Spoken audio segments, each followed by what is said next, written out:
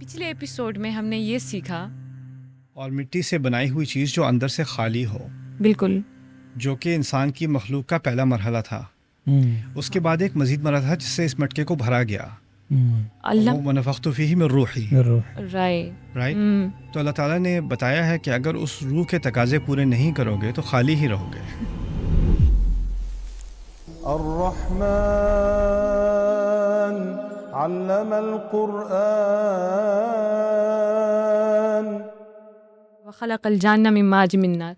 تو انسان کے بارے میں پتہ چلا، اس کی اہمیت کا بھی اندازہ ہوا کہ اگر انسان کی کریشن کے بارے میں بتائی اللہ تعالیٰ نے تو اس کی کیا اہمیت ہے ہمارے نزدیک، اس سے ہمیں کیا کیا پتہ چلا. لیکن یہاں پہ جب جنات کی کریشن یعنی ان کی اصلیت کیا ہے، نار ہے، تو اس کے لیے اس کی کیا اہمیت ہے ہمارے نزدیک، یعنی اس سے ہمیں کیا سبق مل رہا ہے اگر میں جان جاؤں جنات کے اس کے بارے میں کہ وہ نار سے بنے ہیں. یہاں پہ جیسے مٹی کے بارے میں مجھے پتہ چلا تو مجھے اپنی اصلیت کا پتہ چلا ایز اے ریڈر.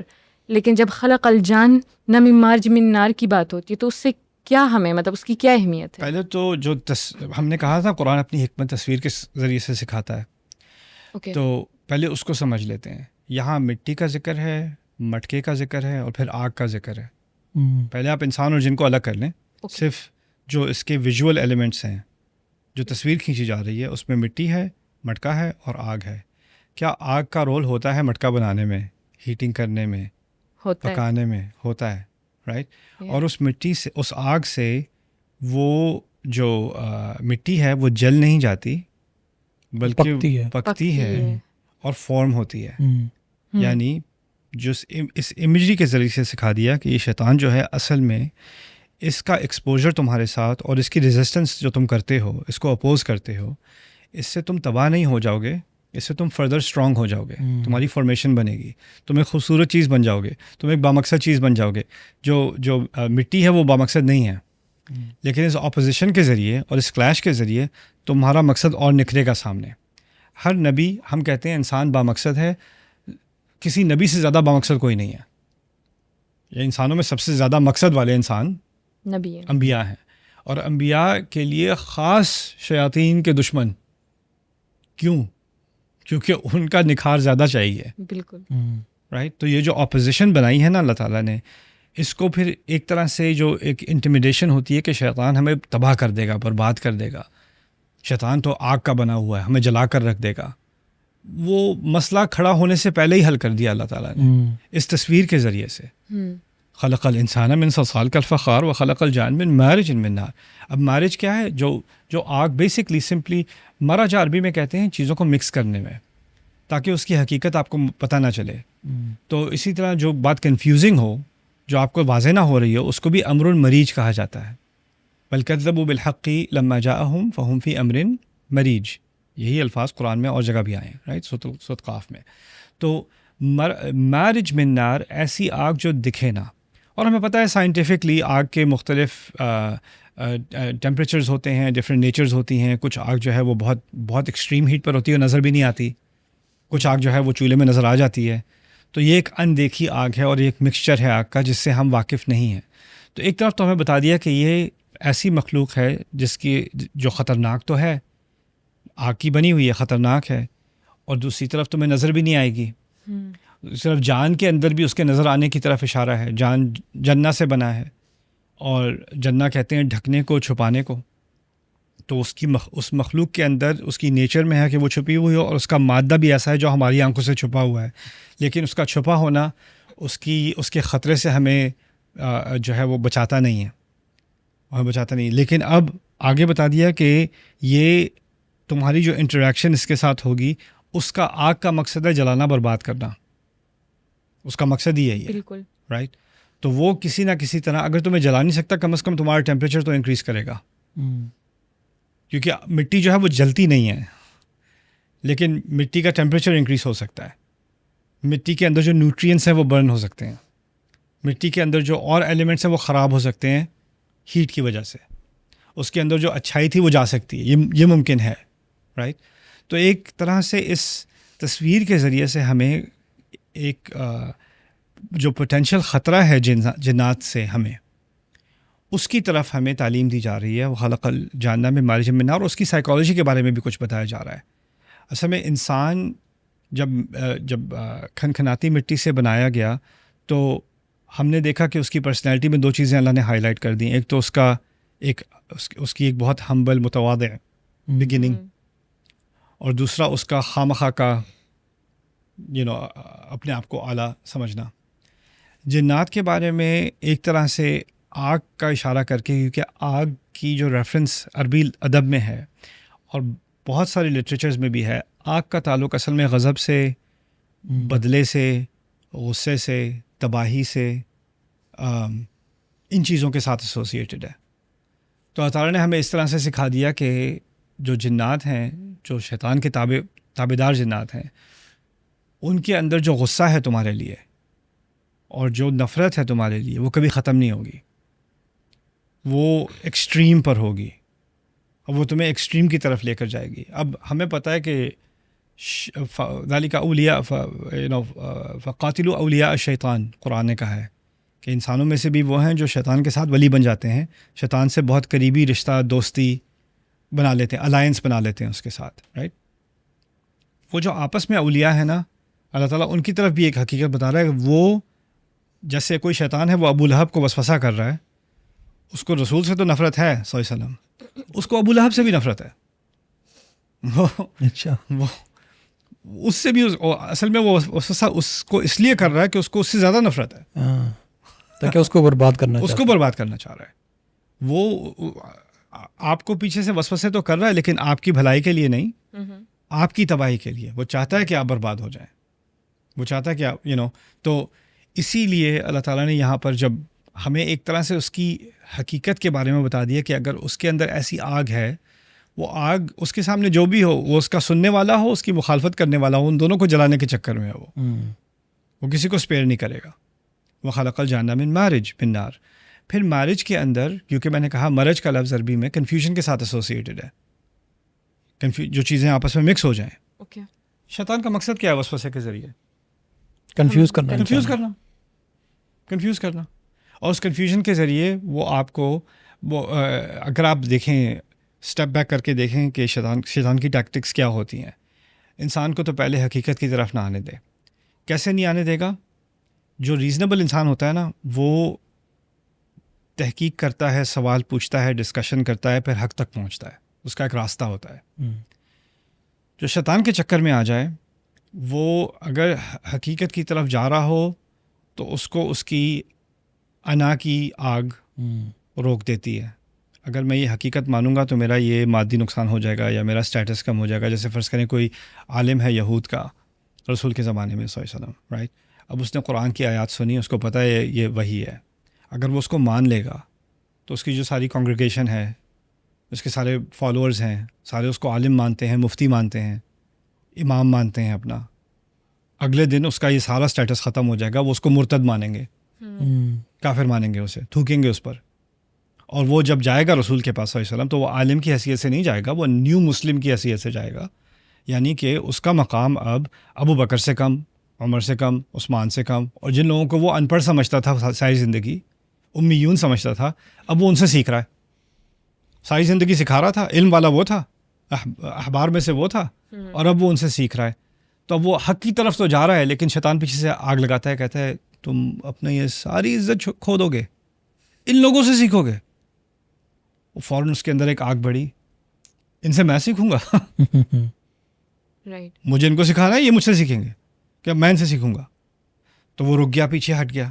اب وہ پیچھے ہٹا تو پتہ ہے, اس کو پتہ ہے وہ غلط کر رہا ہے, اس کو پتہ ہے کہ حقیقت کچھ اور ہے, اور وہ جو اسٹیپ بیک کر رہا ہے وہ غلط کر رہا ہے.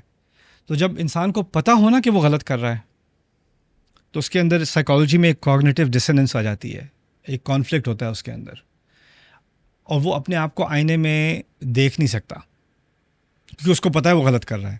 تو اب اس کو کسی نہ کسی طرح کور کرنا ہے اس نے. تو وہ کیسے کور کرتا ہے؟ غصے میں آ کے, یا خامخواہ کی کنفیوژنز نکال کے. نہیں, اتنی صاف سیدھی بات نہیں ہے کہ اللہ کے نبی ہیں, یہ بھی مسئلہ ہے, یہ بھی مسئلہ ہے, یہ بھی مسئلہ ہے. کنفیوژنز نکالنی شروع کریں گے, کرٹیسزم نکالنے شروع کریں گے. کہیں نہ کہیں سے کوئی چیز, یہ سوال پوچھو, اگر یہ نہیں پتا تو پھر کہاں کے نبی ہیں. یہ سب اس کی سائیکالوجی میں کیوں ہے یہ چیزیں, یہ کیوں نکال رہا ہے کیڑے, کیونکہ اگر یہ نہیں نکالے گا تو یہ بات واضح ہو جائے گی کہ حقیقت اس کے سامنے تھی لیکن اس نے اپنی انا کی وجہ سے اس کو ایکسیپٹ نہیں کیا.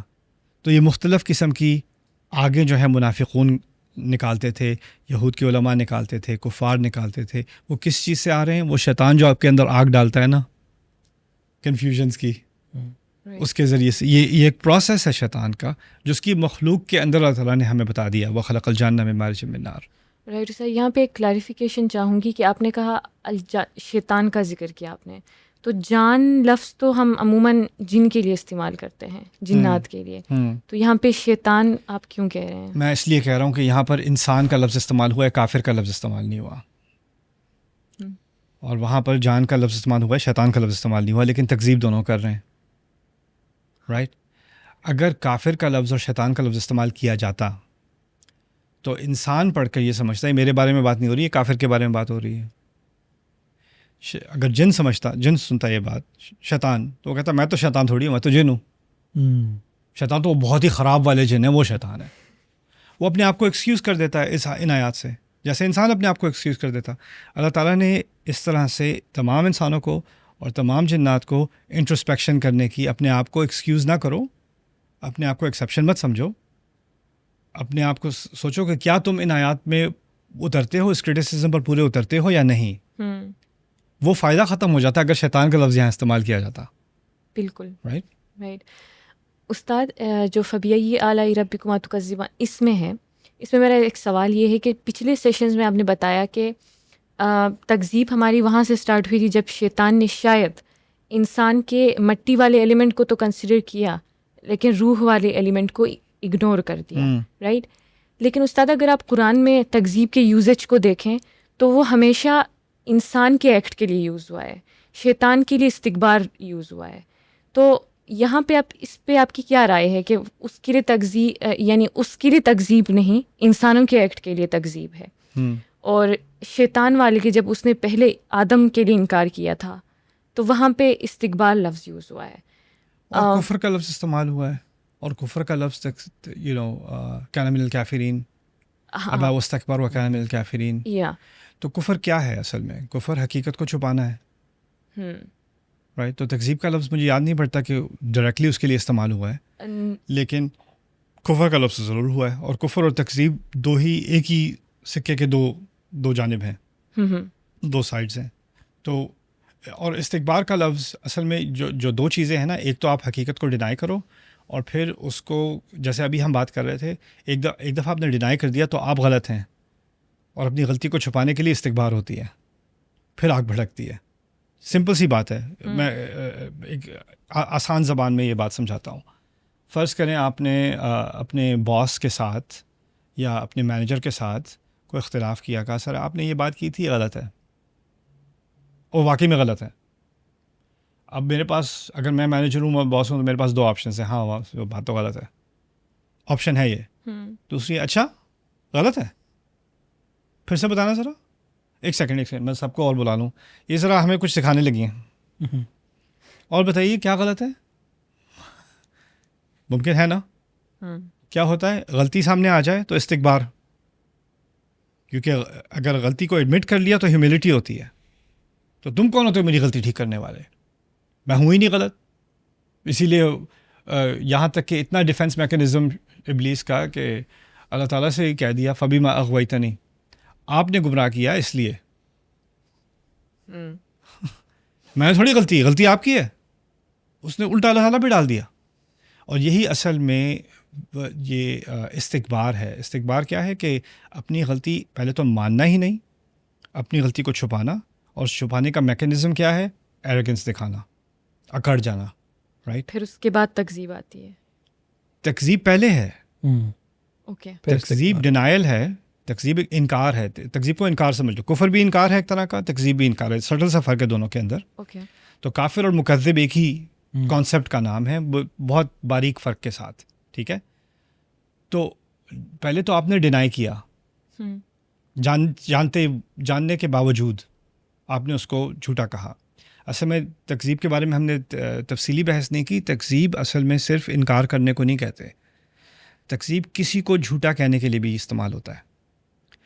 لو کذبتک، اگر میں آپ کی تکذیب کروں، اس کا مطلب ہے میں آپ کو جھوٹا کہہ رہا ہوں، تو اس کے معنی ہے میں آپ کی بات کو جھوٹ مانتا ہوں اور میں آپ کو بھی جھوٹا کہہ رہا ہوں، میں آپ کو بھی جھوٹا، اور پھر تیسری بات میں اور لوگوں کو کہہ رہا ہوں یہ جھوٹا ہے یا ان کی بات جھوٹ ہے.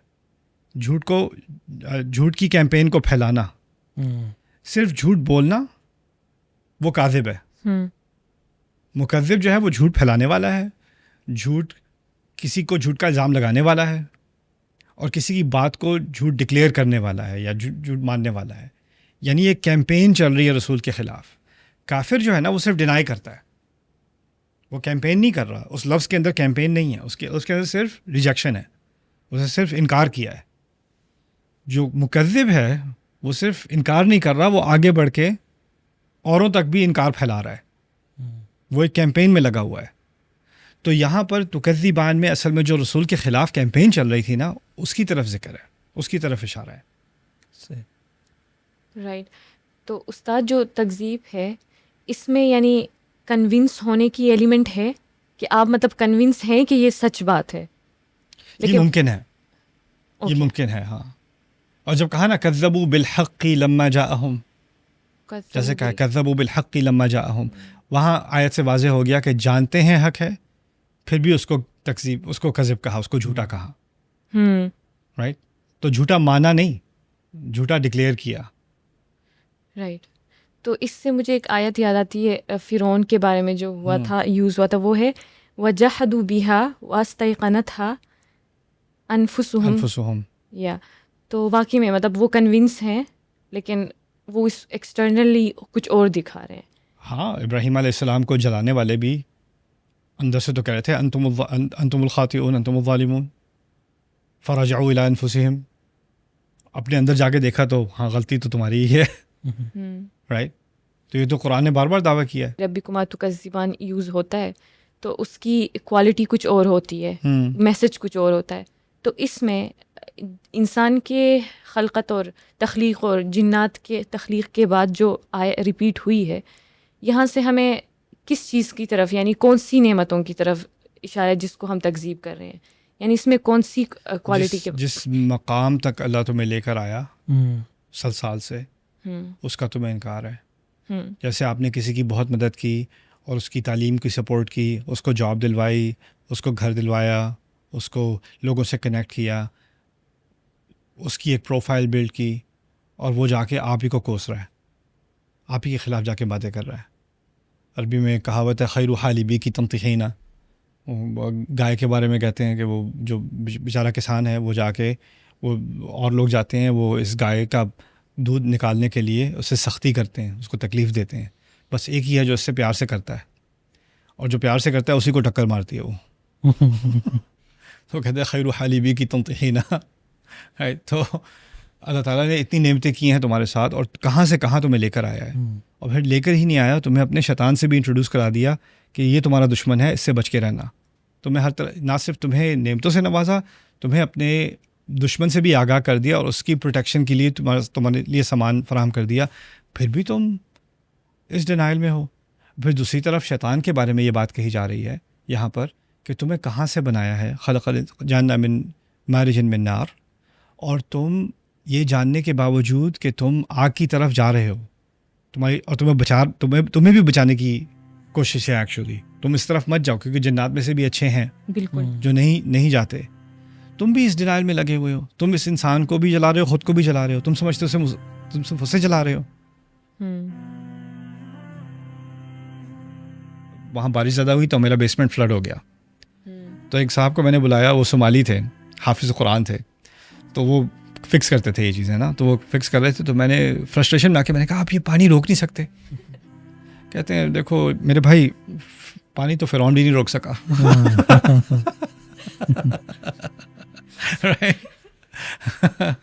تو اس سے انسان کو اندازہ ہو رہا ہے کہ اس دنیا میں کوئی خدا کو ماننے والا ہو نہ ہو، اس کو اتنا پتہ ہے کہ جب سمندر غصے میں آ جائے، جب سمندر حد کراس کر لے، تو انسان بالکل عاجز ہے، کچھ نہیں کر سکتا.